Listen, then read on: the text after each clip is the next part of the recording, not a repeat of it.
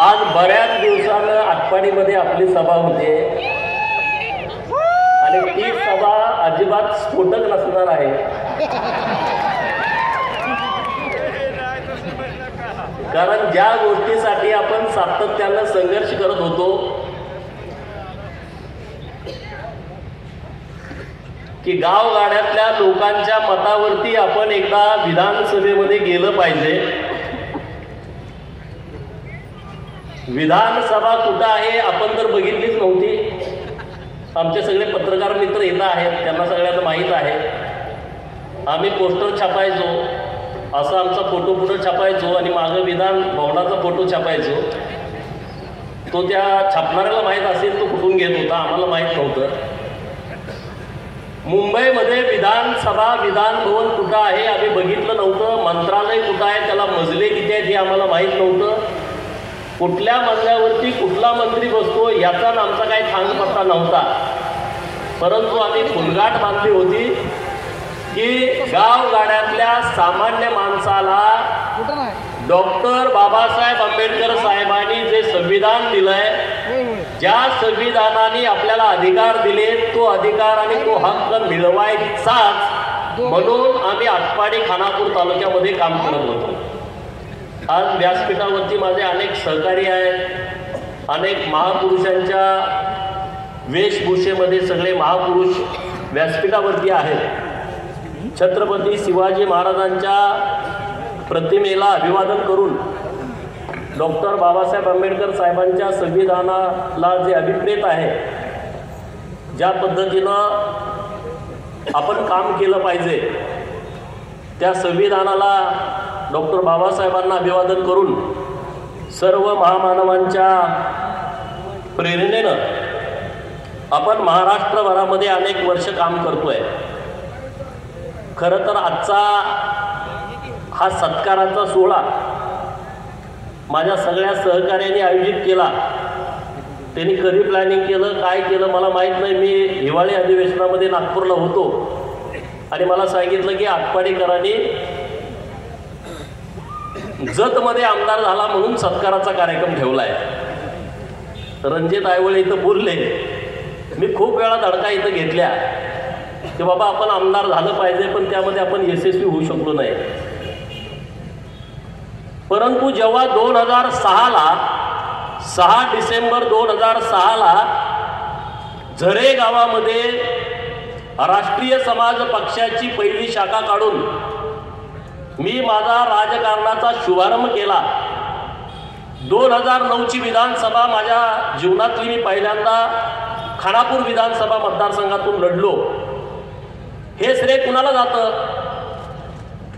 हे श्रेय खानापूर आटपाडी तालुक्यातल्या त्या लोकांना जातं की समोर अमावस्याची काळी कुट्ट रात्र असताना जो अंधार असतो की समोरचं काहीच दिसत नाही, एकदम काळा कुट्ट, अशा काळ्या कुट्ट अंधाऱ्या रात्री एखादा काजवा चमकावा आणि उजेड पडावा, तशा पद्धतीनं इथल्या तालुक्यातल्या लोकांना जेव्हा प्रस्थापित लोक निवडणुका लढत होते, ज्याच्याकडं कारखाना आहे, ज्याच्याकडं सूतगिरणी आहे, ज्याच्याकडं बँकाच्या अनेक शाखा आहेत, ज्यांच्याकडं मोठी शिक्षण संस्था आहे, मोठा दूध संघ आहे, असाच माणूस विधानसभेची निवडणूक लढवू शकतो असं प्रत्येक माणसाच्या डोक्यात असताना माझ्यासारख्या कार्यकर्त्याला, ज्याला स्वतःला राहायचं घर नव्हतं, मी जेव्हा भाषण करायचो तेव्हा विरोधक म्हणायचे याला राहायला घर नाही, याच्याकडे फक्त कापड आहे आणि सफारी गाडी आहे, याच्या पलीकडे दुसरं काही नाही. मी जेव्हा भाषण करायचो तेव्हा लोक टीका करायचे. पण तेव्हा 2009ला गुळेवाडी सारखं गाव फक्त एक मतदान माझ्या विरोधामध्ये दिलं. एक मतदान 2009 साली. गुलेवाडी सारखं गाव ज्यांनी 0 मतदान विरोधकांना दिलं 2009 साली. शेंडगेवाडी सारखं गाव जिथं कधी मतदानच विरोधकांना पडलं नाही. त्याला काय माहित होतं मी पुढे आमदार होणार की नाही होणार. आणि म्हणून आटपाडी तालुक्यातल्या विभूतवाडीपासून गुळेवाडी, कुरुंदवाडी, झरे, पारेकरवाडी, माझं गाव पडळकरवाडी, पिंपरी बुद्रुक, तरसवाडी, घरनिकी, दांगडेवाडी, बेरगावाडी, घाणन, जांभुळणी, कामत, वलवण, चिंचाळे, खरसुंडी, मिटकी, आवटेवाडी असेल, धावडवाडी असेल, कानकात्रेवाडी, घुलेवाडी, हे जे सगळी गावं आहेत, तनपुरेवाडी, नेलकरंजीच्या अंतर्गत असणारी मेटकरवाडी, मानेवाडी, इकडं परत गेलं तर हिवतड, गोमेवाडी, काळेवाडी, तळेवाडी, करगणीचं तर अतिप्रेम. एवढं मोठं गाव, एवढ्या मोठ्या गावानं नेहमी माझ्यावरती प्रेम केलं. काळेवाडी सारखं गाव ज्यांनी खूप माझ्यावरती प्रेम केलं. तळेवाडी, अरे वर्गणी पण द्यायची, मतं पण द्यायची, असं कुठं राजकारण असतं काय? हा, बनपुरी सारखं गाव, इतकं मोठं गाव. तेव्हा मी पेपरमध्ये बातमी वाचली, आटपाडी तालुक्याची ती राजधानी आहे. अशा गावानं माझ्यासारख्या कार्यकर्त्याच्या पाठीमागं पाठबळ उभा केलं. माळेवाडी असेल, पात्रेवाडी असेल, मतं मला कमी जास्त पडली असतील. शेतपळे सारखं गाव, तडवळे सारखं गाव, लेंगरेवाडी, मासाळवाडी, अरे माझं तर माहेरघर आहे. या लोकांनी प्रचंड ताकद मला त्या काळामध्ये दिली. इकडं खांजोडवाडी असेल, एपावाडी असेल, तिकडं माडगुळे असेल, बोंबेवाडी, आंबेवाडी, लोणारवाडी, कवटुळी, पिंपरी बुद्रुक, भिंगेवाडी सारखं गाव, मापटेमळ्यासारखं गाव. अरे आटपाडी तर इतकं मोठं गाव आहे, मी जायचं कोणाकडं, कार्यकर्ता पुढं काम करायला नाही, पण लोक मला मतं देत होती. निंबवड्यासारखे गाव तर प्रचंड प्रेम माझ्यावरती केलं. मुडेवाडी, निंबवडे, वाक्षेवाडी, अनुसवाडी, वन साईड सगळी गावं. काही गावं माझ्याबरोबर पहिल्या टप्प्यामध्ये नव्हती, परत आली. गडवेवाडी सारखं गाव आज माझ्यावरती जीवापाड प्रेम करतं. आवळाई सारखं गाव, पळसखेल सारखं गाव, विठलापूर सारखं गाव, शेरेवाडी, अरे कितीतरी गावं आहेत. उंबरगाव, तिथली ठोंबरेवाडी, तिथली तळसवाडी, वन साईड सगळी गावं. ज्यांना पुढं काही माहीत नव्हतं म्हणे गोपीचंद धनगराचा नेता आहे. अरे दिगंजीत कुठल्या धनगराचं मतदान आहे? कुठल्या खरसुंडीमध्ये कुठल्या धनगर समाजाचं मतदान आहे? 1 नंबरचं मतदान मला दिगंजीनं दिलं लोकसभेला. 1 नंबरचं मतदान. कुणी नव्हतं तिथं. पुजारवाडी सारखं गाव, तिकडं लिंगिवडे, त्यांची माणिकवाडी, तिथली ठोंबरेवाडी, नंतर आपलं राजेवाडी सारखं गाव, 12 बलुतेदारांचं क्रांतिकारी गाव, राजेवाडी सारखं गाव. अरे या सगळ्या गावांनी माझ्यासारख्या कार्यकर्त्यावरती प्रचंड प्रेम केलं. म्हणून आज गोपीचंद पडळकर तुमच्या समोर आहे, महाराष्ट्राच्या समोर आहे. हे सगळं पहिलं श्रेय जातंय ते तुम्हाला. ब्युटी सरांनी सांगितलं की मी जेव्हा जतमध्ये निवडून आलो आणि भिवघाटवरती आमचा सहकारी मित्र एबीपी माझाचे कुलदीप माने आले, मला म्हटले तुम्ही मुलाखत द्या. हे श्रेय कुणाला जातं? आणि म्हणून मी जबाबदारीनं बोललो होतो की माझ्या राजकारणाचा पाया या खरापूर आटपाडीतल्या जनतेने खोदला.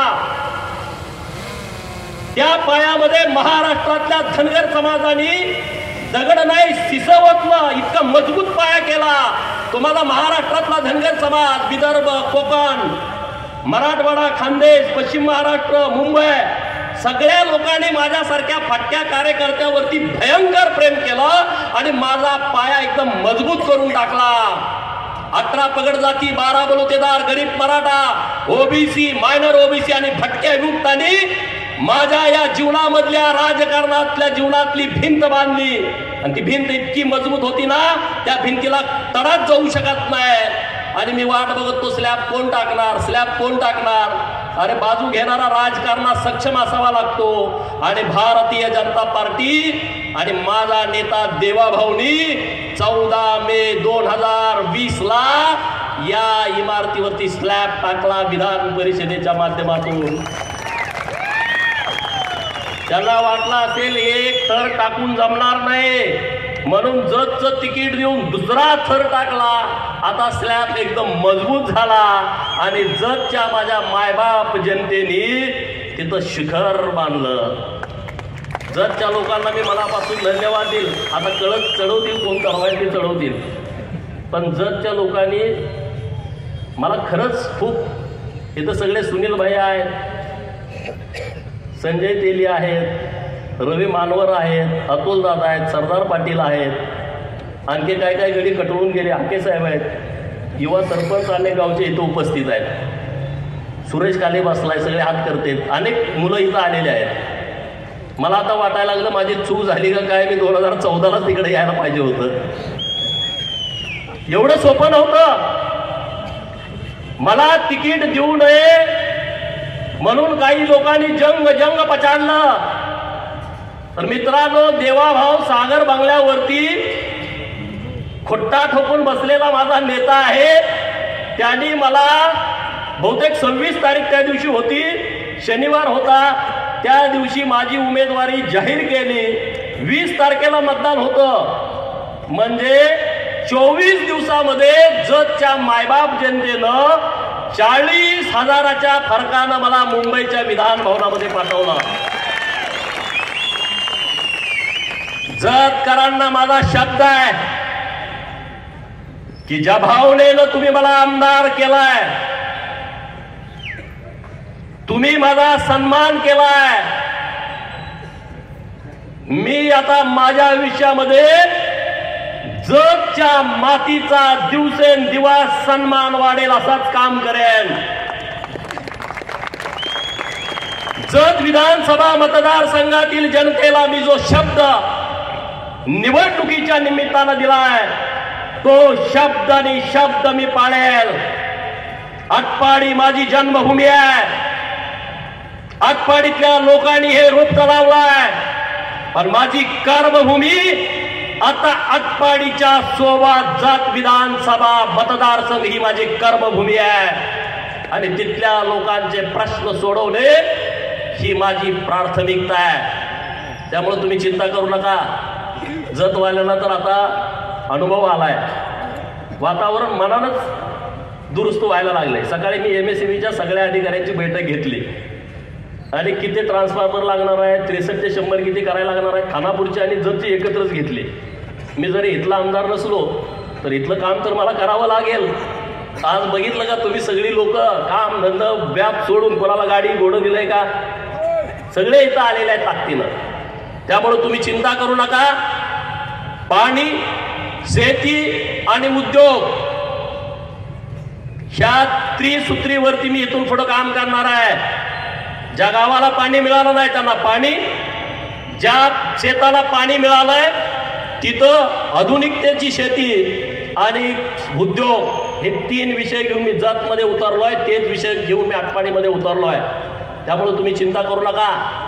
आता संघर्ष करायची गरज नाही. शिवराम, आपण खूप संघर्ष केला.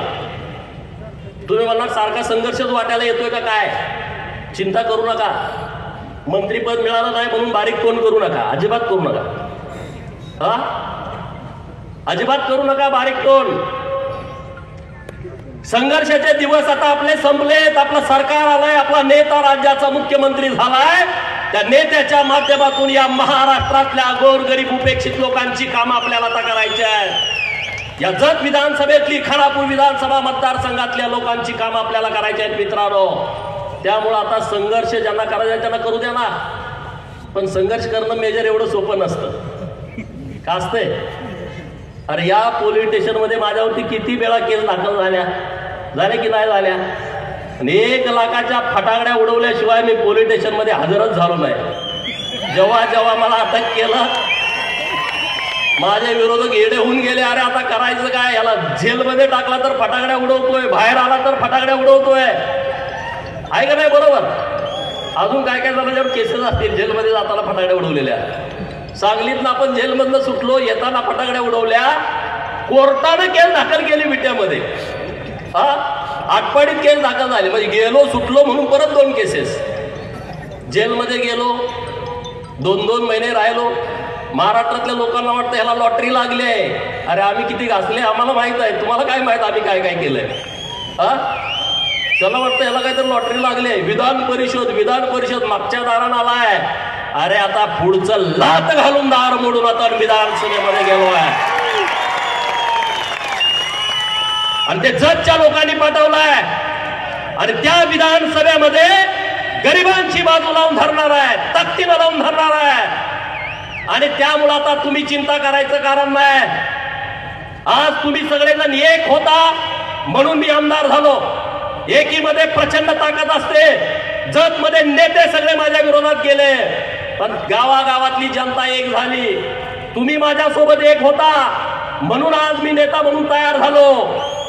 गिर जाते हैं वो जो अकेले चलते हैं, गिर जाते हैं वो जो अकेले चलते हैं, मंजिलें उनकी होती है जो साथ साथ चलते हैं, जो साथ साथ चलते हैं. आपण आता 17 वर्ष साथ साथ चलतोय. आता महाराष्ट्रातली सगळी लोक आपल्याबरोबर ताकदीनं आहेत, पूर्ण शक्तीनिशी आपल्यासोबत आहेत. त्यामुळं चिंता करण्याचं कारण नाही आहे. संघर्ष करणारे लोक आता कोण विरोधात असतात त्यांना संघर्ष करावा लागतो, पण संघर्ष करायची लोकांची मानसिकता नाही आहे. जेव्हा इथं माझ्यावरती 307 दाखल झालं, महाविकास आघाडीचं सरकार होतं बरोबर ह्याच चौकात. तो इतिहास सगळा सांगत नाही. हा अरे आम्ही वाघाच्या काळजाची नुसती भाषणात म्हणणारी माणसं नाही आहे. तुम्ही किती जरी आला तर आम्ही पळणारे नाही आहे, बरोबर नाही. हा माझ्यावर 307 केस होती आणि महाविकास आघाडीचं सरकार होतं. आणि मुंबईमध्ये तिसऱ्या दिवशी एसटीचं आंदोलन होतं आझाद मैदानावरती. आता एसटीचं आंदोलन मी पुकारलंय, इकडं तर 307 ची केस पडली आहे. मी म्हणलं ते आंदोलन होणार, आझाद मैदानावरती जाणार. सदाभाऊ मी आझाद मैदानावरती गेलो. महाविकास आघाडीवाल्यांची गडबड चालू केली, याला अटक करा. एसपीनं फरमान सोडलं सांगलीच्या, जावा मुंबईला. टीम तयार केली. टीम मधल्या प्रमुखाचाच मला फोन आला, एसपीनं पाठवलंय, आम्ही मुंबईला यायला लागलोय. मी म्हणलं जास्त त्रास करून घेऊ नका, मी आझाद मैदानावरती आहे, इथं मला तुम्ही अटक करायला या. असे आम्ही आहे, पळकुटे आम्ही नाही आहे, अजिबात पळकुटे नाही आहे. रात्री आला तर आकाशवाणीला आहे, दिवसा आला तर आझाद मैदानावरती आहे. धाडस झालं नाही अटक करायची. ते तुमच्यामुळं, तुम्ही मागं असल्यामुळं. ॲड्रेस सांग, टीव्हीवरच आहे ना कंटिन्यू. आम्ही घाबरत नाही. त्यामुळं महाविकास आघाडीच्या काळामध्ये 2019ला या महाराष्ट्रातल्या जनतेने देवाभाऊना मुख्यमंत्री होण्यासाठी मतदान केला, परंतु विश्वासघात झाला. मुख्यमंत्री पदावरती देवाभाऊना बसू दिलं नाही. एक वेगळी अनैसर्गिक आघाडी महाराष्ट्रामध्ये तयार झाली. सत्ता आपली गेली, परंतु आम्ही सगळे ताकदीनं जेव्हा 105 विधानसभेचे आमदार होते, देवाभाऊंच्या पाठीमागं ठामपणे उभा राहिले. एक सुद्धा आमदार त्यातला हटला नाही, कारण भारतीय जनता पार्टीतला कार्यकर्ता हा विचारावरती काम करतो, तो संधी साधू असू शकत नाही. आता महाविकास आघाडीची सत्ता गेली आहे, आता मी त्यावरती जास्त बोलू नये, पण गेली का नाही सांगा. कोणाच्या हिंमत आहे सरकारच्या विरोधामध्ये लढायची? समजा आता आपल्या सांगली जिल्ह्यामध्ये जयंत पाटील आहे, हिंमत आहे लढायची? 2019चं भाषण आहे का?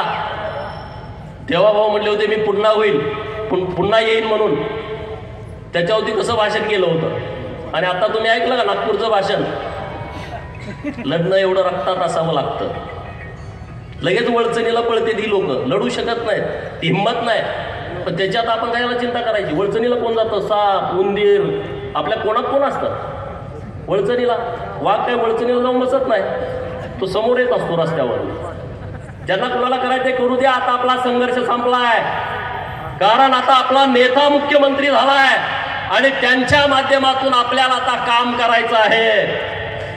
रास्ते खुद ब खुद आसान हो जाते हैं, रास्ते खुद ब खुद आसान हो जाते हैं, हौसले जब बुलंद हो जाते हैं, हौसले जब बुलंद हो जाते हैं. अरे जो गिरकर फिर संभल जाए, जो गिरकर फिर संभल जाए, वो जिंदगी के असली सिकंदर कहलाते हैं, वो जिंदगी के असली सिकंदर कहलाते हैं. त्यामुळं पडायचं उठायचं, पडायचं उठायचं हे आपलं सगळं सारखं चालूच होतं, सारखं चालू होतं. पण आता जत करानी इतक्या ताट म्हणे, आणि मी तर एवढा रुबाबात फिरतोय ना आता. खरं अगोदर कसं विधान परिषद म्हणलं, अरे तुम्ही बघितलं मीडियात काय बोललो, हा ह्यो मागच्या दाराला आणलाय, हे भाजपनं असंच बोलायला ठेवलाय, अमुकच झालं तमुकच झालं. आता म्हणलं आला लात घालून आलोय, आता तुम्ही बोला माझ्या विरोधात. कुणाच्यात हिंमत आहे मी तुम्हाला फेस करतो. बोलायला कोण तयार आहे? आता बोलायचं कुणाच्या विरोधात? सगळं गणित आता पूर्णपणे विस्कटून गेलेलं आहे. ताकद लागते. हे माझे सगळे पत्रकार मित्र आहेत ना, त्यांनी पडत्या काळामध्ये मला खूप मदत केली. आता दिसते तिथं सूरज भैया पक्षाळे आहेत, लक्ष्मणराव आहेत, कांतीलाल कारळे आहेत, प्रशांत भंडारी आहेत, नागेशराव काही आले नाहीत वाटतं सभेला, पण त्यांना अडचण असेल, पण त्यांनी पडत्या काळात मला मदत केली आहे. तुम्हाला मी मनापासून धन्यवाद देतो, तुमचा आभार व्यक्त करतो की जेव्हा कोणी आमची बातमी लिहित नव्हतं तेव्हा तुम्ही आमच्या बातम्या लिहित होता. आम्ही तुम्हाला शोधत होतो, आता तुम्ही मला शोधताय, मी तुम्हाला सापडत नाही, पण मी तुमची दिलगिरी व्यक्त करतो.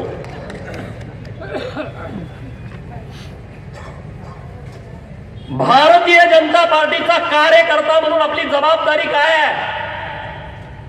या देशामध्ये भारतीय जनता पार्टीचे लाखो कार्यकर्ते आहेत की ज्यांना ग्रामपंचायतचं तिकीट मिळालं नाही, पंचायत समितीचं तिकीट मिळालं नाही, झेडपीचं तिकीट मिळालं नाही, आमदारकी आणि खासदारकीचा विषय सोडून द्या, त्यांनी त्यांचं आयुष्य भारतीय जनता पार्टीसाठी अर्पित केला.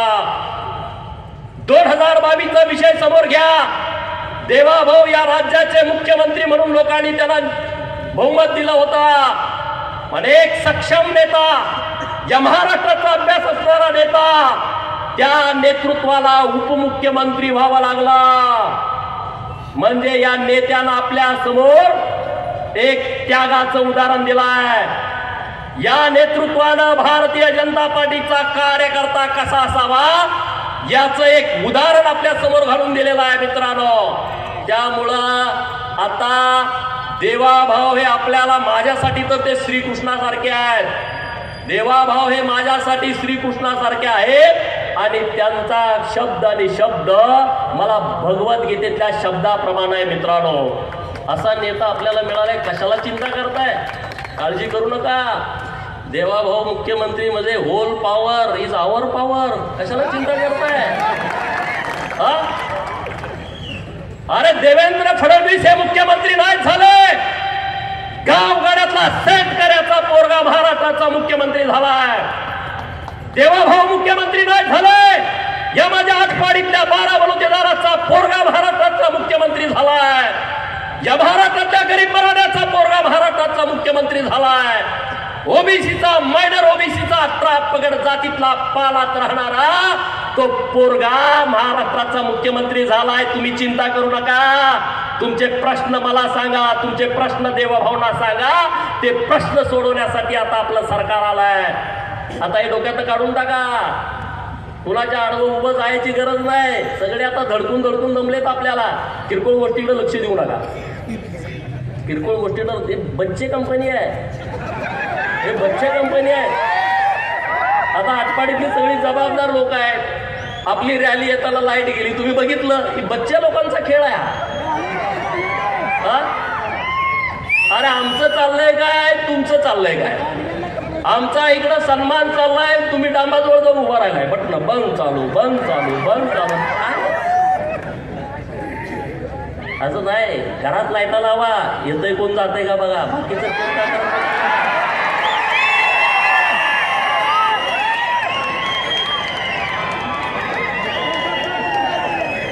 इकडं आम्ही अंधारात उजेड करतोय, आमचं टेन्शन घेऊ नका.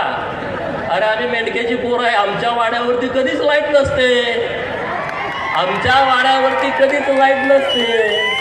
पण आमचा शिंगाटी बकरा जेव्हा धडक देतो तेव्हा कंबाडर राहत नाही.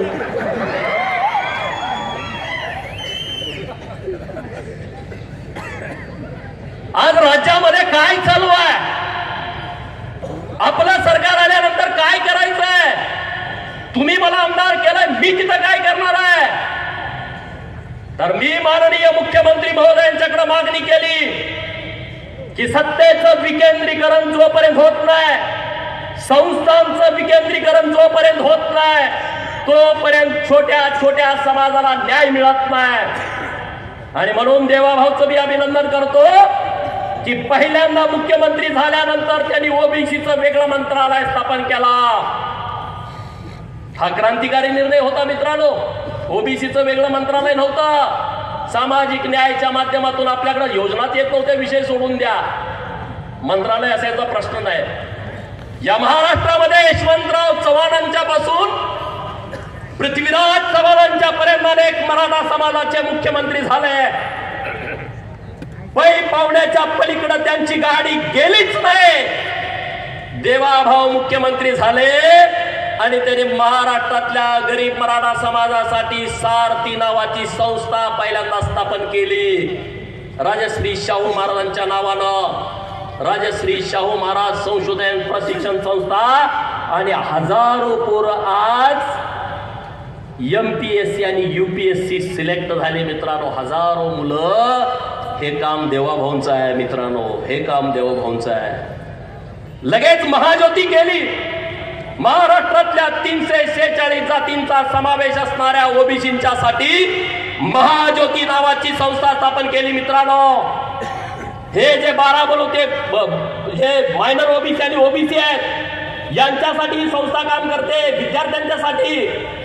आणि मग या संस्थेच्या माध्यमातून कोण तहसीलदार झाला, कोण प्रांत झाला, कोण कलेक्टर झाला, कोण PSI, कोण DYSP, कोण SP, कोण BDO, वेगवेगळ्या खात्यात पोरं जायला लागली.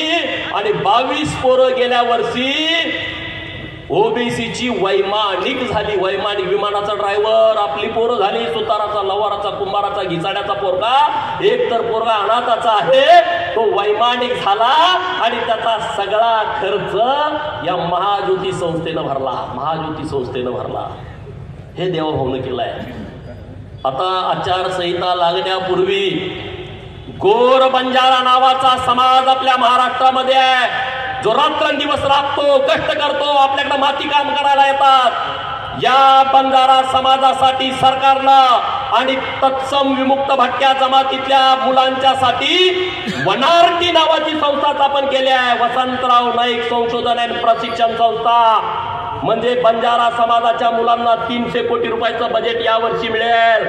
मग विचार करा, बार्टी मागासवर्गीय मुलांच्यासाठी, TRTI आदिवासी समाजासाठी, सारथी मराठा समाजासाठी, महाज्योती ओबीसी समाजासाठी आणि वनारटी स्थापन केली ही बंजारा समाजासाठी. आणि म्हणून मी आमदार झाल्याच्या नंतर माननीय मुख्यमंत्री महोदयांच्याकडे मागणी करतोय की ओबीसी हा मोठा समाज आहे आणि ओबीसी मध्ये धनगर, माळी, तेली, वंजारी आणि त्याच्या पाठोपाठ बंजारा हे मोठे समाज आहेत. आणि म्हणून माझी सरकारकडे मागणी अशी आहे की तुम्ही यामध्ये सुद्धा बायफर्गेशन करा.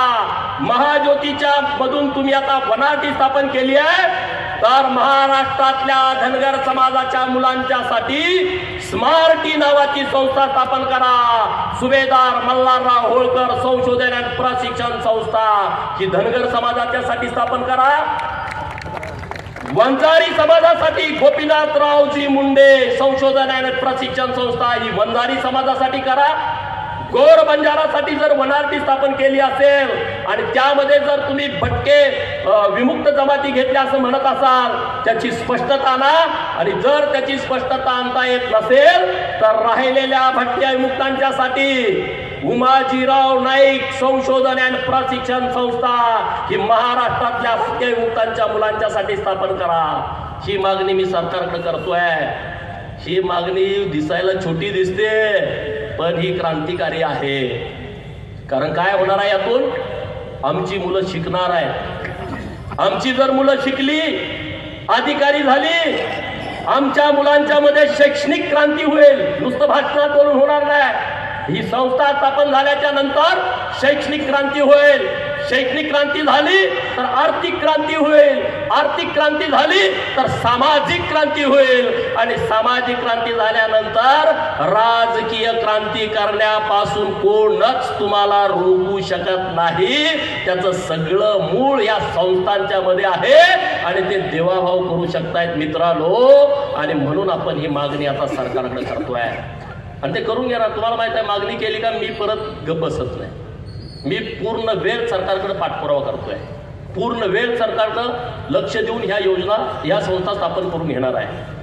मित्रांनो, दुसरा विषय अत्यंत महत्वाचा आहे. मी सभागृहामध्ये पण मांडला विषय तो सभागृहामध्ये विषय काय मांडला की आमच्या सगळ्या महापुरुषांचे फोटो विधानसभा, विधान परिषद, सेंट्रल हॉल मुंबई आणि मंत्रालयाचा जो प्रवेशद्वाराचा मोकळा पॅसेज आहे त्यामध्ये तुम्ही आमच्या सगळ्या महापुरुषांचे फोटो लावले पाहिजेत, तैलचित्र लावलं पाहिजे. ही आपली मागणी योग्य आहे का? योग्य आहे. कोणाकोणाला वाटतं योग्य आहे? हात वर करा. अरे छत्रपती शिवाजी महाराजांच्या सोबत ज्या भैरजी नायकांनी काम केलं त्यांचा इतिहास आमच्या पोरांना माहित नाही. अरे मग जेव्हा भैरजी नायकांचा फोटो तैलचित्र मंत्रालयाच्या पॅसेज मध्ये आम्हाला दिसल, लोक विचारतील अरे हा फोटो कुणाचा आहे. विचारल्यानंतर शोधतील, सर्च करतील, गुगलला युट्यूबला जातील आणि त्यांचा इतिहास शोधतील. राजे उमाजी नायकांचा इतिहास शोधतील. महात्मा बसवेश्वरांचा फोटो लागला पाहिजे, अण्णाभाऊ साठेंचा फोटो लागला पाहिजे, पुण्यश्लोक अहिल्यादेवींचा फोटो लागला पाहिजे, यशवंतराव मल्हाररावांचा फोटो लागला पाहिजे. हे सगळे महापुरुष आहेत. नरहरी सोनाराम पासून जीवा महालेपर्यंत, शिवा काशीदाम पासून हे ज्यांनी ज्यांनी या राष्ट्रासाठी काम केलंय, अनेक महापुरुषांची यादी आहे. हे सगळं आपल्याला करून घ्यायचं आहे. मंत्रालयामध्ये आमचं जेव्हा पालातलं पोरग जर गेला तर त्याला सुद्धा वाटलं पाहिजे हे मंत्रालय माझं आहे, माझ्या बाप जाद्याचं आहे, हे प्रस्थापिताच्या बाप जाद्याचं नाही. हे त्याला त्या दिवशी वाटेल की आमच्या महापुरुषाचा फोटो ह्या मंत्रालयामध्ये लागेल, नागपूरला लागेल, मुंबईला लागेल.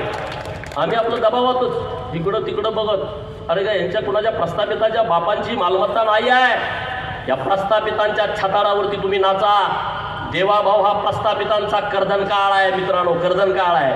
लटा लटा लटा कापते, पाया पडते ही लोक. एवढं आता काय बोलू नये, सगळं वातावरण पेटतंय मी बोलल्यानंतर. पण अरे मी इतकं बघतोय ना, अरे लाचार लोक आहेत, लाचार. एक नंबरचे भित्रे, पोलीस स्टेशन शिवाय पान हलत नाही. विचार करा, या सांगली जिल्ह्यामध्ये प्रत्येक पोलीस स्टेशनला एक यांचं न ऐकणारा PI आला, हे घरी राहतच नाही, राहू शकत नाही. आता माझ्या विरोधात कुठलाही PI आला आणि SP आला, मी अजिबात घाबरत नाही. आम्ही काय काहीच केलं नाही ना, काय घाबरू आम्ही, बरोबर का नाही. तहसीलदार उलट आलं, यांचं गाणं बिघडलं. तलाठी उलट आलं, यांचं गाणं बिघडलं. यांचं गाणं सगळं ह्याच्यावर अवलंबून आहे. प्रशासनावरती या महाराष्ट्रातल्या 70% पुढाऱ्यांचं गाणं अवलंबून आहे का नाही. आता इथं बोंबेवाडीला JCB वाळू वडतंय. कोण वडतंय, काय वडतंय, तो माझा विषय नाही. वडतंय का नाही वडत, रातभर वडतंय, तिकडं कोण बघलं. मी कलेक्टर साहेबाला फोन केला, तहसीलदारच्या पगारावर बोजा चढवा ना, सगळ्या नदीचा पंचनामा करून. पैसे खाताय म्हटल्यावर त्याच्या आधी चढवा ना. मग हळूहळू खाली या सर्कल, तलाठी, कोतवाल बी आपल्या तालुक्यात काय काय बहादूर आहे, तहसीलदारच आहेत. असू दे, आपले ती गरीब आहेत.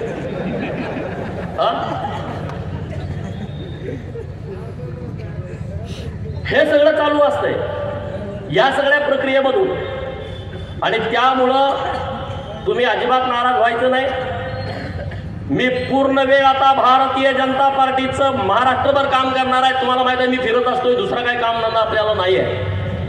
आपली काय सुलगिरणी बँक कारखाना काय नाही, आपण गाडी आणि आपण दुसरं काहीच नाही आपल्याकडं, आणि तुम्ही.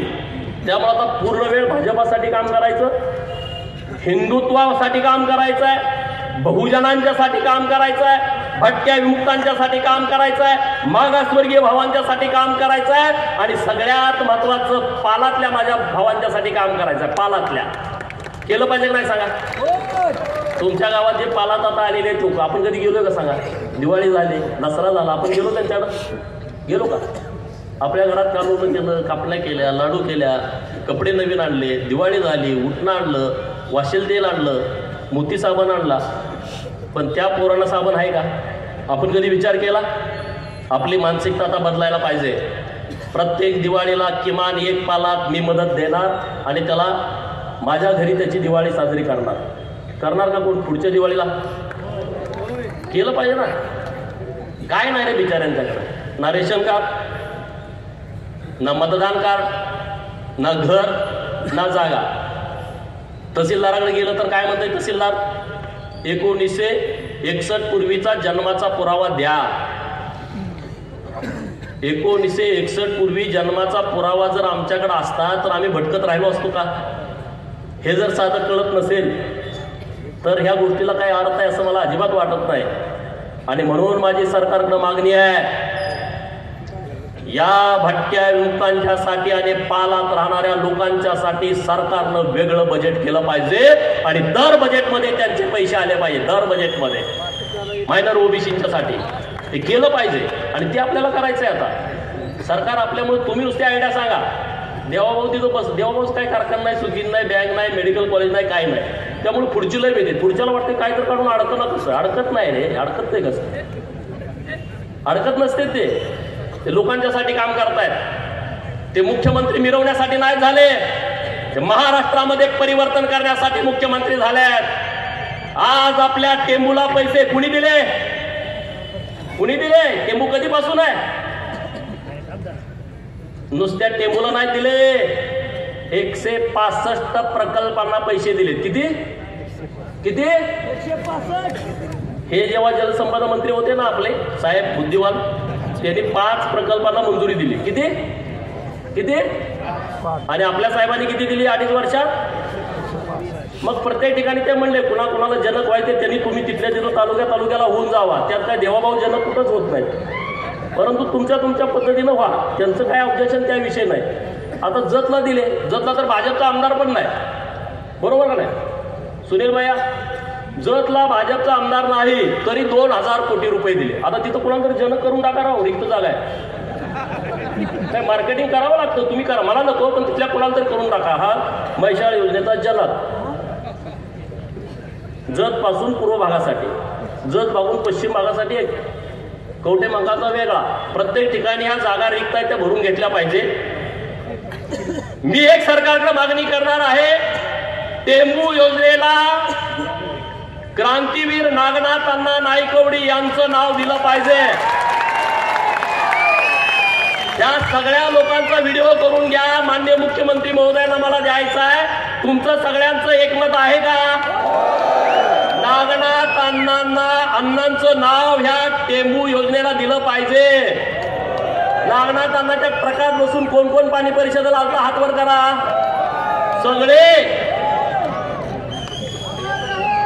पत्रकार मित्रांना माझी विनंती आहे, पूर्ण योजनेला, फाट्याला कुणाचं पण नाव द्या, पूर्ण योजनेला नागनाथ अण्णांचं नाव टेंबू गावापासून सांगोल्याच्या शेवटच्या गावापर्यंत, इकडं मान, खटाव, आटपाडी, कवठे मंकाळ आणि जतचे काही गाव आहेत, कडेगावची गावं, अन्य काही गावं असतील, तासगाव मधली काही गाव आहेत, ह्या संपूर्ण योजनेला क्रांतीवीर नागनाथ अण्णांचं नाव दिलं पाहिजे. कारण त्या बिचाऱ्यानं आमच्यासाठी इतकं केलंय की ते उभा पण राहिले नाहीत. निवडणुकीला आम्ही त्यांना मतदान पण दिलं नाही.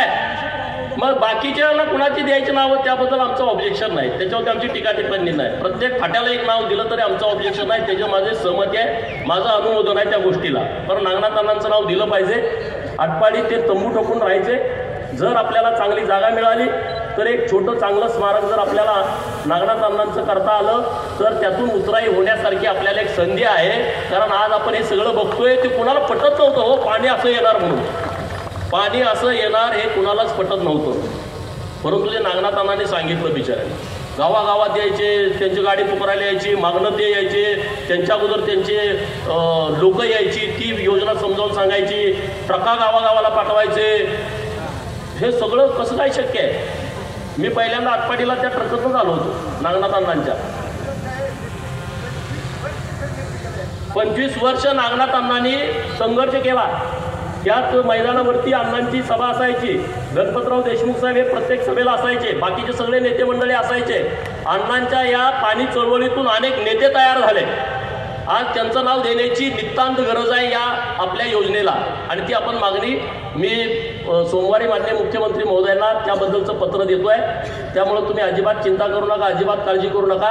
आणि कसलंही काम असलं, ब्रह्मशेट्टी तुम्हाला सांगितलंय की ते काम आपण कुणाचंच आडू दिलं नाही.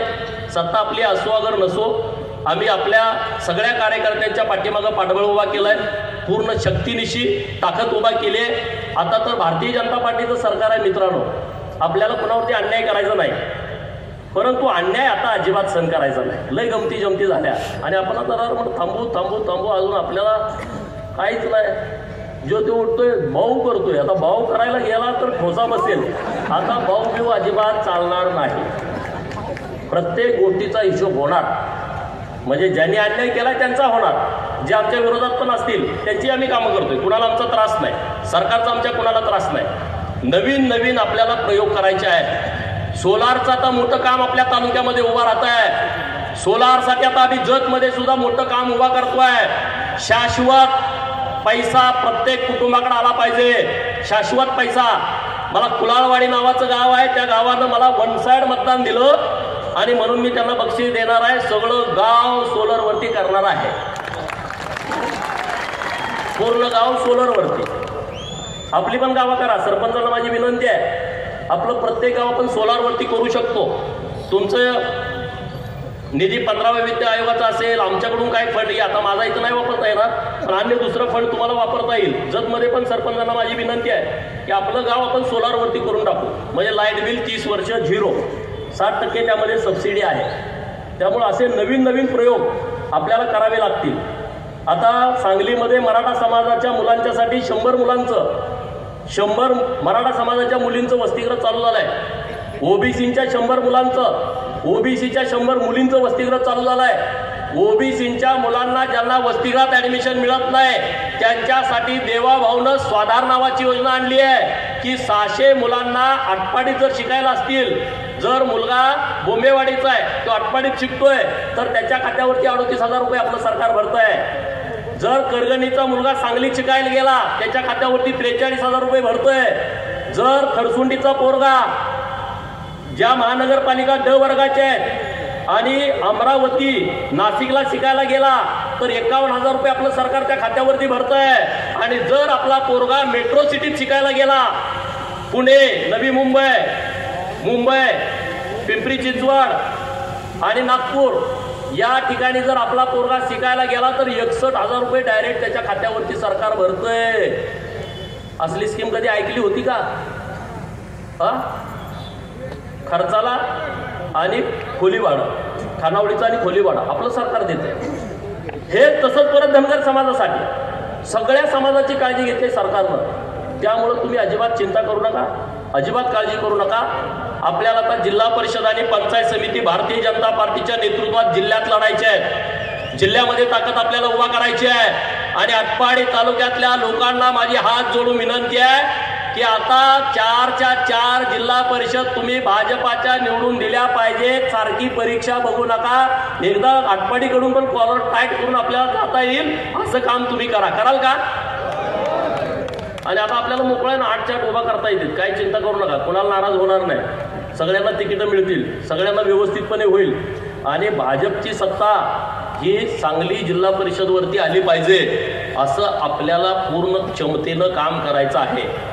जे काही लोक आमच्या विरोधात काम करतायत त्यांनाही माझी विनंती आहे, एकदा आमच्यासोबत येऊन बघा जरा, मग तुम्हाला पण कळेल की आमचं काम आपलं सरळ मार्गी आहे. लांबनं आमचं वातावरण असं तयार केलंय हे गुंड आहेत, अमुक आहे, तमुक आहे, तसं काय नाही बाबानो.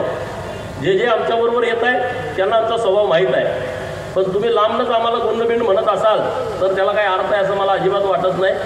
तिकडं तुम्हाला काही किंमत पण नाही. उगाच तुम्ही मागं पळू नका. तुम्ही सगळेजण इकडे या. आता बरेच आमचे जुने सहकारी आमच्याकडे आलेले आहेत. आणखी काय जुने सहकारी यायला इच्छुक असतील तर त्यांनी या. तुमचंही आम्ही स्वागत करू. काही अडचण नाही, काही चिंता नाही. सगळ्या लोकांचं आपल्याला व्यवस्थितपणे काम करायचं आहे, ताकदीनं काम करायचं आहे. आज जो सत्काराचा कार्यक्रम तुम्ही इथं घेतला, जतकर म्हणायला लागले आम्ही आधी घेऊ का, हेच कसे काय आधी घ्यायला लागलेत. परत जतकरांचाही कार्यक्रम तिथं आहे. परंतु जतनं माझ्यावर इतकं उपकार केलेत ना, मी आता आयुष्यभर फेडू शकत नाही फेडू शकत. अरे किती वेळा पडायचं त्याला काही लिमिटच नाही. लय वेळा हे आमच्या लोकांनी लय वेळा अपमान सहन केला, लय वेळा अपमान सहन केला. जनतेनं यायची, इलेक्शनचा निकाल झाला का आमच्या पोरांच्या दारात फटाके उडवायच्या. जनतेनं यायचं, आमच्या दारात गुलाल टाकायचा. परत पोलीस गाडी घेऊन येणार, चला अरे आम्हीच पडलो ना, आम्हाला जात घाला. बरोबर का नाही? किती वेळा सारखं पडायचं, सारखं अपमान. काय मला ते आता आमचं टेलर वारलं ते आमचे ठोंबरेवाडीचे, ज्या दिवशी मी निवडणूक पडायचो 8 दिवस तिकडं कोणी फिरकायचं नाही. पण तो टेलर आणि आमचं भगवान दड सरपंच सकाळी यायचे. सगळ्या गावातनं फिरून आलो, वातावरण चांगलं होतं. पण जाऊ द्या, ह्यानं दणका दिला, तुम्ही काही टेन्शन घेऊ नका म्हणून मला पहिल्यांदा सांगायला ते यायचे. दुसऱ्या दिवशी परत कोण यायचं नाही. बारामतीमध्ये माझं डिपॉझिट दिल्यानंतर माझं दुकान पूर्ण बंद होतं 6 महिने, कोणीच येत नव्हतं. मी माणसं सगळी ओळखली त्यावेळेस, कोण कोण आपलं गडी आहेत, कोण कोण नुसतं असं हवेमध्ये येत आहेत, गुलालात येत आहेत. बारामतीमध्ये माझं डिपॉझिट गेल्याच्यामुळं मला एक नवीन चांगला अनुभव आला, माणसं ओळखायला शिकलो. आणि ते आता शिकल्यामुळं आता पुढं गडी कोणी आला तर माझ्या लक्षात येतो नेमका कशासाठी आला आणि काय करणार आहे. त्यामुळे मी तेवढं त्या पद्धतीनं त्याला रिस्पेक्ट देत असतो, बरोबर ना. पण आता काळजी करू नका. आटपाडी शहरातल्या लोकांना माझी विनंती आहे, आटपाडीची नगरपंचायतीची निवडणूक तोंडावरती आहे.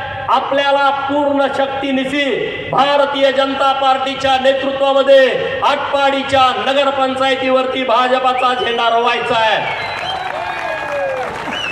आणि आज मला कॉन्फिडन्स आलाय, पेटत कधी मला हार घातला नाही कोणी, आता आज घातले सगळे. मला अंदाज आला सगळ्यांचा, माझ्या सगळ्या भगिनीने मला ओवाळलं. मला आता कळालंय आटपाडी शहराचा मूड काय आहे. आटपाडी शहराचा मूड आहे गरिबाचा पोरगा नगराध्यक्ष म्हणून बसवायचा, पैसेवाल्यांना घरी बसवायचा मूड आता आटपाडी शहराचा आहे की नाही. त्यामुळे निश्चितपणे आपण चांगलं ताकदीनं करू, काही चिंता करू नका, काही काळजी करू नका. मी मंत्री झालो नाही नाराज, अरे मी मंत्र्यासारखाच माझा रुबाब आहे, पुढं आणि मागं पोलीस गाडी नाही, एवढंच, बरोबर ना. तुम्ही मला इतकं जपलंय, अरे मी कुठं बी जाऊ द्या, गडचिरोली तरी गेलं तर माझी सेल्फी काढते, कशामुळं. त्यामुळे अजिबात नाराज होऊ नका, देवा भाव आपला आहे, चिंता करू नका, काळजी करू नका. तुम्ही लय एकदम रागात होता सगळे, फेसबुक अमुक तमुक. देवा भाऊला मी जाऊन भेटलोय, काही चिंता करू नका. भाऊ म्हणाल लय पोरं टाईट करायला लागलेत सगळं वातावरण. देवा भाऊने एक शब्द मला वापरला की तू जीवाला जीव देणारे पोरं तयार केलेत महाराष्ट्रामध्ये, हे देवा भाऊचं वाक्य होतं. मी म्हणलं साहेब पोरं काय चुकून बोलले असतील तर मी तुमची माफी मारेमध्ये जाऊ दे, काय टेन्शन घेऊ नको, तुम्ही काम करा, तुम्ही काळजी करा. आणि तुम्हाला माहीत आहे आपला नेता मुख्यमंत्री झाल्यामुळं मी एकदम जाम खुश आहे. आणि सगळी येऊन पाया पडते त्यात मी जास्त खुश आहे. अरे अधिवेशन झालं, मोठ्यानं बोलायला पण कोण विरोधक तयार नाही. मोठ्यानं बोलायला जरा बोलतोय लगेच माघार येते, जरा बोलतोय माघार. आणि हे तिकडं आहे का आमच्याकडे आहे काहीच कळलं. काँग्रेसवाले तरी ते पण बोलणार, जरा आवाज चढवून बोलला परत तीच उत्तर देते ती. आमच्या सरकारला उत्तर देण्याची आवश्यकता नाही, प्रश्न पण तेच उपस्थित करते, उत्तर पण तेच उपस्थित. हवालदिल झाले तो, एकदम हवालदिल, काय दम नाही. तर विरोधक बी पाहिजे ना स्ट्रॉंग, त्याशिवाय मजा येत नाही. पण कोण स्ट्रॉंगच दिसत नाही. पुढं काम करायचं कसं करायचं, जरी कमी आजारी असले तरी त्यांना रिस्पेक्ट देऊन काम चालू आहे. परंतु जरा हिंमत येते ना, माणूस पुढे एखादा मस्तवाल असला तर त्याच्या विरोधात लढण्यामध्ये जी मजा आहे ती मजा कुठंच येत नाही, कुठं म्हणजे नको वाटतं तसं. पण असू दे, आता सगळे मस्तवाल आता वळचणीला आलेले आहेत, त्यामुळे आता त्याच्यावरती जास्त चिंता करण्याची आपल्याला आवश्यकता नाही. आटपाडी तालुक्याचं डेव्हलपमेंट, आटपाडी तालुक्याचा विकास, तुम्ही मला आमदार केलं, देवाभाऊने आमदार केलं. अरे आपण डोंगरी विभागाचा पहिला प्रश्न तारांकित उपस्थित केला, कुणी उपस्थित केला नव्हता का? केलता. डोंगरी विकासामध्ये गावं टाकतात हे सुद्धा कुणाला माहीत नव्हतं, परत यायला लागले पोस्ट डोंगरी विकास अमुक तमुक. आपण तारांकित प्रश्न उपस्थित केला, अख्ख्या महाराष्ट्राचा डोंगरी विकास योजनेचा प्रश्न मिटला. या महाराष्ट्रातली हजारो गावं डोंगरी विकास योजनेमध्ये समाविष्ट झाली आणि तिथं आता त्यांना पैसे मिळायला लागले.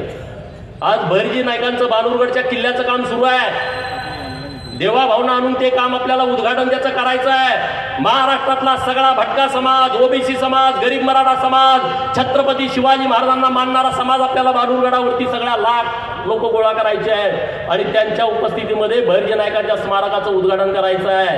अरे एवढं मोठं व्यक्तिमत्व आहे, एवढ्या मोठ्या उंचीचं व्यक्तिमत्व आहे आणि ते आपल्या भागातलं आहे, याचा आपल्याला सगळ्यांना अभिमान असायला पाहिजे. संताजी घोरपडेंची समाधी आपल्या बाळवणीमध्ये आहे.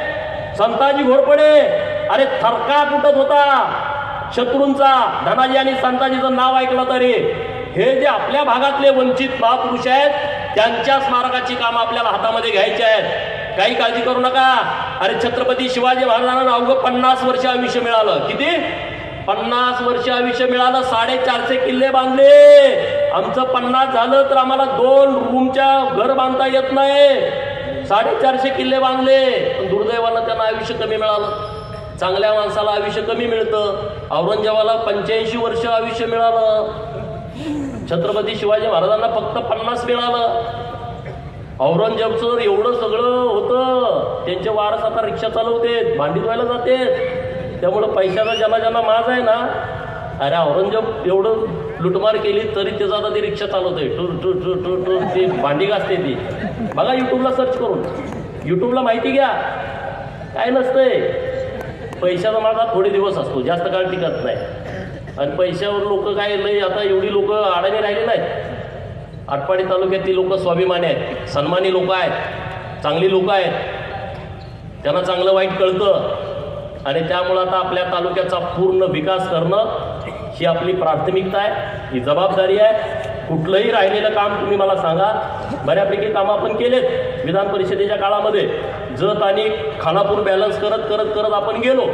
आता राहिलेली सगळी कामं देवाभाऊंच्या नेतृत्वात आपल्याला करायची आहेत. अरे मी मंत्री नसलो म्हणून काय झालं, माझे अनेक सहकारी मंत्री आहेत ना मंत्रिमंडळामध्ये. जयाभाऊंना ग्रामविकास खातं मिळालंय, आपले शेजारी, आपले सख्खे मित्र कशाला चिंता करताय. ग्रामपंचायत बांधायची, जयाभाऊ देवळा बांधायचा, जयाभाऊ रस्ता करायचा, जयाभाऊ काय अडचण आहे, काय अडचण नाही. शिवेंद्र राजे महाराज PWD खात्याचे मंत्री झाले, कुठं पण रस्ता सांगा की करून घेतो आपण, काही चिंता करू नका. जे 39 मंत्र्यांनी शपथ घेतलेले आहे आणि आपले वरचे CM DCM यांच्याकडे पूर्ण वेळ मी पाठपुरावा करून सगळ्या विभागाचे पैसे जास्तीत जास्त निधी आपल्या भागाला आणेन. त्यामुळे तुम्ही अजिबात चिंता करू नका, अजिबात काळजी करू नका. कुठल्या इतर समाजाचे विषय असतील तर मला सांगा, कुठल्याही समाजाचा विषय. हे बघा लोक म्हणते तो महाराष्ट्र पुरोगामी राज्य आहे, हे थोतांड आहे सगळं, हे भाषणात सांगायपुरतं आहे. महाराष्ट्र हे फुले शाहू आंबेडकरांच्या विचारावरती चालतो, हे फक्त भाषणापुरतं आहे. प्रचंड जातीयवादी हे राज्य आहे, हे पहिलं डोक्यात फिट्ट करून ठेवा. हे आपण बदलू शकत नाही. आपल्याला काम करायचं आहे. जाती जातीतल्या ज्या भिंती आहेत त्या तोडून सगळ्या लोकांच्यासाठी एकत्रितपणे आपल्याला काम करावं लागणार आहे. गावागावात आपल्याला एकत्रित यावं लागणार आहे, वैचारिकपणे एकत्रित यावं लागणार आहे. अपने तो अपने होते है, पराये अपने नाही होते, ध्यानात ठेवा. माझं सारखं कशाला परीक्षा बघताय, बघू नका. माझे हात जोडून तुम्हाला विनंती आहे.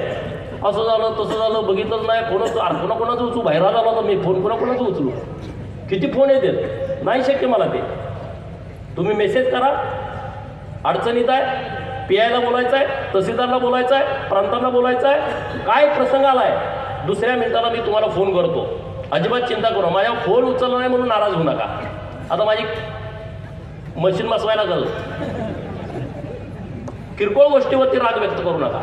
जर काही चुकलं असेल तर मी सगळ्यांची माफी मागतो, परंतु माझी तुमच्याकडून अपेक्षा आहे, जतकरांनी माझा सन्मान केला मित्रांनो, आज तुम्ही सुद्धा माझ्या पाठीमागं आहेच तुम्ही ताकदीनं, पण पूर्ण शक्तीनिशी तुम्ही आमच्या सोबत राहिलं पाहिजे. हे माझी तुम्हाला सगळ्यांना कळकळीची विनंती आहे. जी कोणी लोक विरोधात आहेत त्यांनाही समजावून सांगा की आपल्याला राज्यामध्ये फिरायचं आहे, राज्यामध्ये काम करायचं आहे. तुम्ही ज्या दिवशी माझ्याबरोबर ताकदीनं असाल ना, मला कोणीच अडवू शकत नाही. मी कुठेही जाऊन भिडायची माझी तयारी आहे, कोणाला मी घाबरत नाही. अरे 2.5 वर्ष आमचं सरकार नव्हतं, पुण्यामध्ये MPSCचं आंदोलन केलं. रात्री 2 वाजता मला पोलिसांनी नेलं तिकडं. साहेबांचा मला फोन आला, गोपीचंद काय काय चालू आहे. मी म्हणलं काय चिंता करू नका, निवांत राहा. तिथं बसलो, पोलीस मला अटक पण करणार पण सोडणार पण. अर्धा तास झाला, ती फोनवरच बोलते. सगळे वरच्या लेवलचे अधिकारी, SP लेवलचे. मी म्हटलं काय बापाला फोन लावलाय काय, कायदा काय त्यांनी दिलाय का रे. बाबासाहेबांच्या कायद्यानुसार जे असेल, एक तर मला 8 टाका, नसेल तर 1 मिनिटात सोडून द्या. ह्याच्या पलीकडं अजिबात मी थांबणार नाही. तिथले माझे पुण्यातले सगळं राहू दे, आता मिटलं. अरे मिटायचं काय दावा, टाकू दे ना, मी आज चुकू शकतो. चटाईवर झोपायची मला सवय आहे, काय चिंता करायचं आहे. हा मी संघर्ष केला. जेजुरीवरती अहिल्या देवींच्या पुतळ्याचं उद्घाटन 5:15लाच करून टाकलं. कुणाच्या कानास पूर्ण 500 पोरं गोळा झाली अख्ख्या महाराष्ट्रातलं, कुणालाच माहित नाही. कशाचं काय करायचं ते पण माहित नाही. मी नुसते फोन केले, तुम्ही लोणंदला या, कशाला या, काय या, पोराने अजिबात विचारलं नाही. एवढा जीव माझ्यावरती टाकते पोरं. मग मी नाराज असेल का कधी? मी तुम्हाला नाराज दिसलो का? अजिबात नाराज व्हायचं नाही, अजिबात चिंता करायची नाही. अरे आपण मंत्री नाही, पण मंत्र्यापेक्षा आपण कमी नाही. तुमच्यामुळं, देवाभाऊंच्यामुळं, भाजपामुळं. त्यामुळं तुम्ही चिंता करू नका. काय काय खुश झाले असतील, हे झालं नाही. अरे आज झालं नाही, उद्या होईल. तुम्ही कशाला चिंता करताय? माझ्या दुःखात तुम्ही सुख शोधायला गेला, आयुष्यभर असं फुकट माराल. माझ्या आयुष्यात दुःख येत नसते. अरे आम्ही चुकीचं काही काम करतच नाही, आम्ही चांगलं काम करतो. आम्ही दुसऱ्याच्या सुखात सुख मानतो, दुसऱ्याच्या सुखात आम्ही दुःख मानणारे कार्यकर्ते नाही आहे. म्हणून आम्ही निवांत राहतो, आम्ही काम करतो, चांगल्या पद्धतीने पुढे जातो, ताकदीने पुढे जातो. तुम्ही कायम तोंडावरती साथी असणार काय करणार आहे? काही होणार नाही. त्यामुळं आता आमची लढाई पूर्णपणे वेगळी आहे. तालुक्यातल्या कुठल्याही लोकांची आमची लढाई नाही, आम्ही त्या भानगडीत नाही. अधिकाऱ्यांना माझी सूचना आहे, आटपाडी खानापूर तालुक्याच्या, मग तुम्ही म्हणताल मी तिकडे गेलोय मग इथं काय होईल, काही भानगड करायचे नाही. कार्यकर्त्याला त्रास झाला का तुम्हाला त्रास झाला म्हणून समजा, इथल्या गरीब माणसाला त्रास झाला तुम्हाला त्याची झळ पोचली म्हणून समजा. तुम्हाला आम्ही कधीच त्रास देत नाही, पण जाणून बुजून जर तुम्ही त्रास द्यायच्या भानगडीत पडाल. आता वनमाने गुरुजी आहे, गुरुजी उभा राहा. आता ह्यांचं वय 75 आहे, हृदयाची 2 वेळा ऑपरेशन झालेत आणि माझ्यासाठी ते फिरतात. पेन्शन आहे त्यांना 25-30 हजार रुपये. अशी माणसं माझ्या पाठीमागे आहेत म्हणून गोपीचंद उभा आहे. असं काय कोणाच्या याच्यावर उभा नाही गोपीचंद. मी त्यांना अनेक वेळा विनंती, गुरुजी कशाला येत आहे? नाही, ते प्रचाराला सुद्धा जतमध्ये आले होते. आपल्या तालुक्यातल्या पोरांनी जतची सगळी जबाबदारी घेतली. मी जतच्या सगळ्या मित्रांना म्हणलं आमचं गडी तुमच्या सोबतीला देतो. एवढी राबली अरे बाप रे. 18 पंचायत समितीला 18 मुलं इथली होती, रात्रंदिवस राबली, मेहनत घेतली, प्रत्येक ठिकाणी गेले. त्यांच्या खाली प्रत्येक बूथला 2 पोरं दिली. 287 बूथला परत 2-2 पोरं दिली. इथं जरी निवडणुकीला आम्ही उभा नसलो तर ही पोरं राबत होती, रात्रंदिवस मेहनत घेत होती. बाहेरची सगळी पोरं होती, महाराष्ट्रातली पोरं. एवढी व्यवस्थितपणे नियोजनबद्ध निवडणूक केलेली आहे. आणि त्यामुळे तुम्ही चिंता करू नका. नाराज कशाला होताय? देवाभाऊनं जर तिकीट दिलं नसतं तर आता हे आज सत्काराचा कार्यक्रम झाला असता का सांगा? खरं सांगायचं, सगळं गडी जाऊन बसलं तेव्हा तिकीट देऊ नका. एक पण बाजू घ्यायला माणूस नाही. सदाभाऊ मी, सदाभाऊला मी, मला सदाभाऊ होत. त्यांनी मला तिकीट दिलं, परत त्यात गोंधळ. तो बाहेरचा आहे, भूमिपुत्र विरुद्ध हे बाहेरचा आहे, ह्याला पार्सल पाठ शिव्याच द्यायची राहिली सगळे. मी म्हटलं पहिल्यांदा मी शांत असेल, कारण मी भाषणात नेहमी सांगतो, तुम्ही ऐकलंय की आपण वेळ आली तर बाळू मामा झालं पाहिजे, वेळ जर तशी आली तर बापू विरो वाटेगावकर झालं पाहिजे. म्हणतो का नाही? आता आपल्याला बापू विरो व्हायची गरज आहे का? आहे का? आता बाळू मामा व्हा, शांत, संयमी, नतमस्तक, व्यवस्थितपणे आपल्याला पुढे जावं लागेल. ज्याला वाटे उद्धार व्हावा त्याने गुरु बाळू मामा करावा. ज्याला वाटे उद्धार व्हावा त्याने गुरु बाळू मामा करावा. आता आपण सगळ्यांनी गुरु बाळू मामा केल्यामुळं आपण संयमात राहायचं. आपण चिंता करायची नाही, टेन्शन घ्यायचं नाही, पण संयमात राहणं लय अवघड काम आहे. परवा ढोणे महाराज माझ्याकडे आले, आमच्या पुतणीच्या लग्नाला आले होते, माझ्याकडे चहाला आले आणि मग त्यांनी मला सांगितलं की तुम्ही संयम हा विषय बाळू मामांचा मंत्र आहे, तो तुम्ही जपला पाहिजे. त्यामुळे तुम्ही संयमात राहा, अजिबात नाराज राहू नका, एकदम रुबाबात फिरा. बाजारात गेलं, पेटेत गेलं, कुठे गेलं, एकदम रुबाबात राहा. कुणी काय बोललं त्याच्याकडे लक्ष देऊ नका. आता आपलं एकच लक्ष विकास विकास विकास, दुसरं आपण डोक्यात काही ठेवायचं नाही. आणि तालुक्यातल्या सगळ्या गावात जावा, गावागावामध्ये फळी तयार करा. भारतीय जनता पार्टीची सभासद मोहीम आपली आता सुरू आहे आणि ती मोहीम आपल्याला गावागावात राबवायची आहे. गावागावात घरी जायचं, त्या मुलांच्या मोबाईलवरनं डायल करायचं आणि गावागावामध्ये ही मोहीम आपल्याला सगळ्यांना राबवायची आहे. हे तुम्ही सगळेजण ध्यानामध्ये ठेवा आणि तशा पद्धतीनं तुम्ही सगळे कामाला लागा. तुमचा आशीर्वाद, तुमचं पाठबळ हे माझ्या पाठीमागं आहेत, ही मी अजिबात विसरू शकत नाही, आयुष्यभर विसरू शकत नाही. अरे पडळकर वाडीतला एक पोरगा ज्याला आटपाडीची पंचायत समिती कुठं आहे माहीत नाही, माझ्या गावातला कधी पंचायत समितीचा सदस्य झाला नाही, झेडपीचं तिकीट मिळण्याचा काही प्रश्नच नाही, आणि अशा गावातला पोरगा महाराष्ट्राच्या सर्वोच्च सभागृहामध्ये सदस्य होतोय. ते भाजपामुळं होतोय. हे देवाभाऊंच्या पुढे होतंय.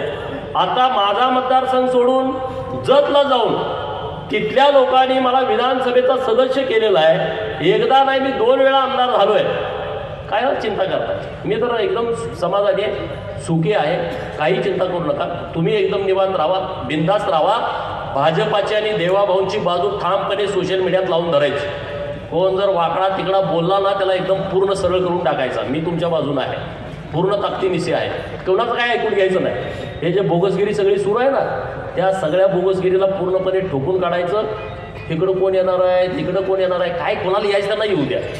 आता म्हणजे जयंतराव येणार, येऊ द्या, आपल्याला काय करायचं आहे. म्हणे ते पालकमंत्री होणार, होऊ दे, काय घर काढत नाही. मागे मी होता ना जे पालकमंत्री, 2.5 वर्ष जयंतराव पालकमंत्री होता. जिल्हा नियोजनच्या बैठकीला येताना माझ्या मित्र आमदारांना फोन करायचा, गोपीचंद येणार आहे का. मला त्या आमदारांचा फोन यायचा, म्हणे ते विचारत नाही गोपीचंद येणार आहे का. अरे हा गोपीचंद नाही, कशाला चिंता करताय तुम्ही. कोण येऊ द्या आणि कोणी जाऊ द्या, आपले पण दिवस येत आहेत, आले ते एन्जॉय करा ना. कशाला टेन्शन घेताय. आणि मी नाराज आहे, माझे कार्यकर्ते नाराज आहे, आपले पण लई हितचिंतक आहे. त्याला वाटतंय काय तर याचं झालं पाहिजे. काय होत नसतंय. बिरोबाय, माकोबाय, बाळूमामाय, सगळ्यांचा आशीर्वाद आहे. काय जे होईल ते आमचं चांगलंच होईल. आमचं वाईट होणार नाही. आम्ही कोणाचं वाईट चिंतत नाही. आम्ही सगळ्या लोकांना सोबत घेऊन जाणार आहे. त्यामुळे कुणी चिंता करू नका, काही काळजी करू नका.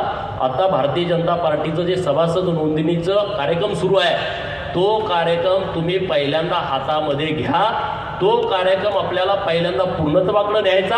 घराघरामध्ये सदस्य करायचे आहेत. एका बूथला 200 सदस्य आणि सक्रिय सदस्य व्हायचं आहे. त्यांना 50 लोकांचं स्वतः जाऊन सदस्य नोंदणी करायची. तर तुम्हाला पंचायत समितीचं तिकीट मिळेल, तर तुम्हाला झडपीचं तिकीट मिळेल. मी सांगत नाही, पार्टीने सांगितलंय. तुम्ही जर सक्रिय सदस्य नसाल तर झडपीचं तिकीट मिळणार नाही. तुम्ही जर सक्रिय सदस्य नसाल, पंचायत समितीचं तिकीट मिळणार नाही. आमदारकीचा काय आता विषय नाही, अजून ते लांब आहे. त्यामुळे तुम्ही जिल्हा परिषद पंचायत समितीपर्यंत तुम्ही हे सगळे सभासद नोंदणी करा, एवढी तुम्हाला कळकळीची विनंती करतो. मी आटपाडी शहरातल्या सगळ्या माझ्या मित्रांचं मनापासून आभार व्यक्त करतो की इतकं भव्य दिव्य देखणं. अरे माझा आमदार असताना एवढा कार्यक्रम केला, मंत्री असतो तर काय केला असता असा मी विचार करत होतो येताना आटपाडीतून. इतका भव्य दिव्य देखणा कार्यक्रम तुम्ही केला, तुम्ही तो उत्स्फूर्तपणे केला. ही एकजूट सगळेजण ताकदीनं ठेवा. हीच एकजूट आटपाडी तालुक्यात क्रांती करणार आहे, एकदम क्रांती करणार आहे. आणि तुम्ही आता सगळे माझे सवंगडी असे भेटलाय ना, मला वाटतंय तुमची एकत्रित सगळ्यांना उभा करून दृष्ट काढावी असं मला वाटतंय आईला सांगून. बरोबर की नाही बरोबर. सगळे एकदम बेस्ट सगळी टीम मिळाली, नाहीतर लय अवघड आहे. सगळं फिरून गडबड इतकी करतात लोक ना, काहीच कळत नाही. माणसात माणूस ठेवत नाही, असा माणूस आपल्याकडे कोणी नाही. सगळे एकदम चांगली माणसं आहेत. पूर्ण शक्तीनिशी आपण काम करू. परत एकदा आभार व्यक्त करतो. इतक्या मोठ्या संख्येनं तुम्ही सगळेजण उपस्थित राहिला त्याबद्दल तुम्हाला धन्यवाद देतो आणि थांबतो. धन्यवाद पडळकर साहेब. नक्कीच